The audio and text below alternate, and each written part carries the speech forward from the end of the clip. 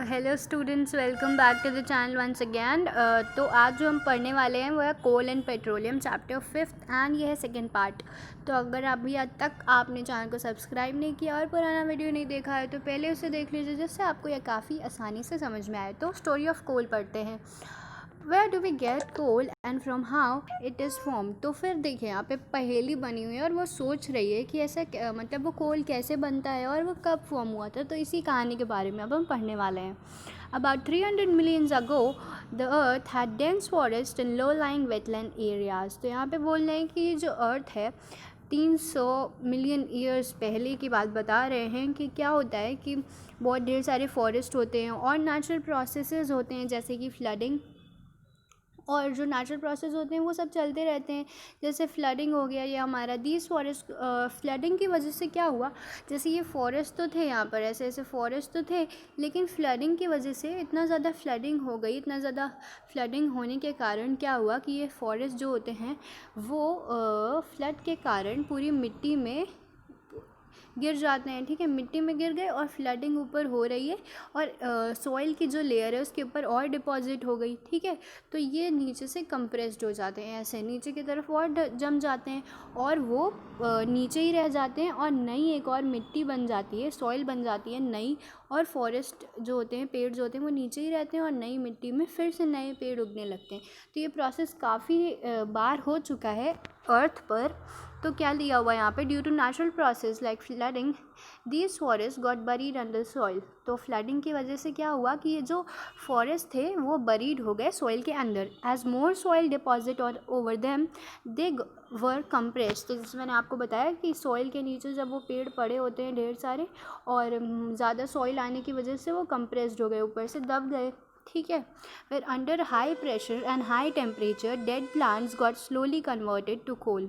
अब ये जो नीचे डेड प्लांट्स थे, ठीक है, ये जो सॉइल के नीचे डेड प्लांट्स थे, इतना ज़्यादा टेम्परेचर पहले 300 मिलियंस अगो अर्थ पर क्या होता था कि टेम्परेचर बहुत ज़्यादा होता था और बहुत ज़्यादा टेम्परेचर की वजह से और हाई प्रेशर, इसके ऊपर हाई प्रेशर होता था, उसकी वजह से क्या हुआ कि ये जो अंदर फॉरेस्ट थे, डेड मटेरियल्स थे, ये क्या हुए, कोल में कन्वर्ट हो गए।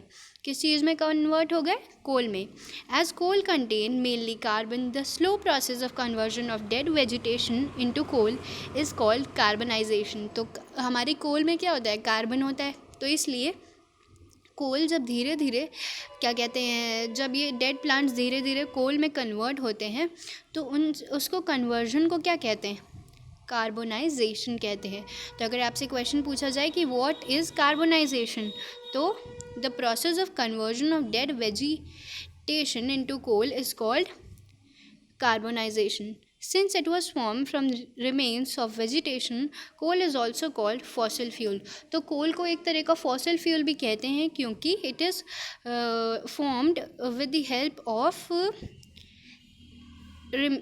remains of vegetation.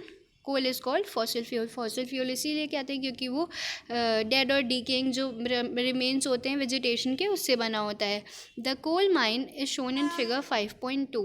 तो 5.2 फिगर कहाँ पे, इसमें दिखाया गया है कोल माइन को। तो ये ऐसी होती है कोल माइन। ठीक है, आगे बढ़ते हैं। When heated in air coal burns and produces mainly carbon dioxide gas. Coal is processed in industry to get some useful products such as coke, coal tar and coal gas.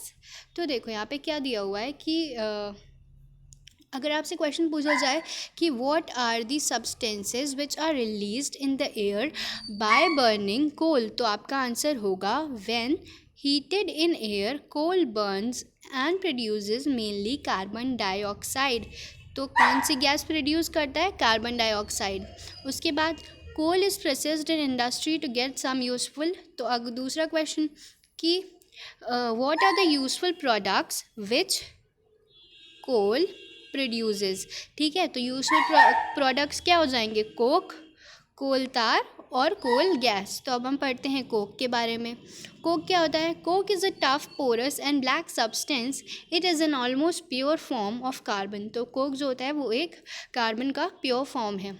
ठीक है, तो अभी आपको ये सारी कैरेक्टरिस्टिक्स हैं Coke की कि कोक क्या होता है, टफ होता है, पोरस होता है, ब्लैक सब्सटेंस होता है।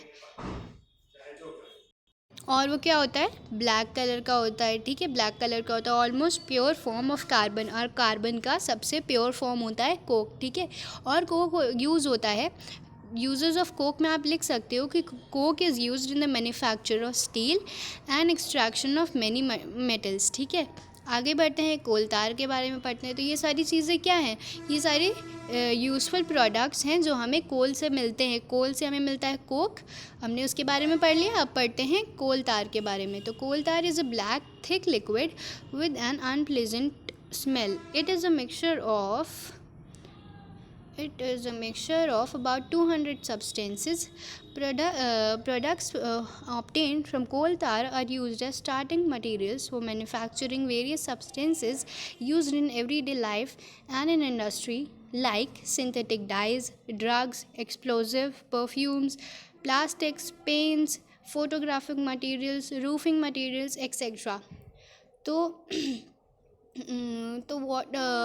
तो अगर हम चाहें लिखना कि what are the products obtain from coal tar, ठीक है, प्रोडक्ट्स ऑब्टेन फ्रॉम कोल तार, तो क्या क्या हो जाएंगे, which we use in our day to day life, daily life, synthetic dyes, drugs, explosive, perfumes, plastics, paints, photographic materials, roofing materials, ठीक है।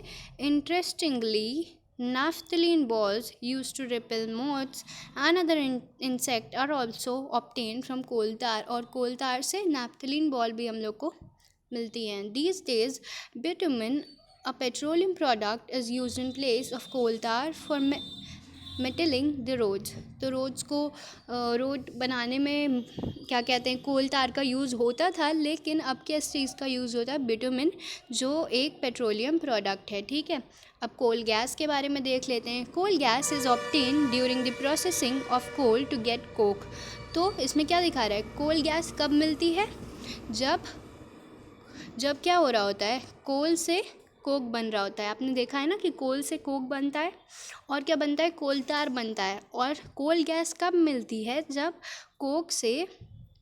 कोल से जब कोक बन रहा होता है, उस प्रोसेस के बीच में, ठीक है।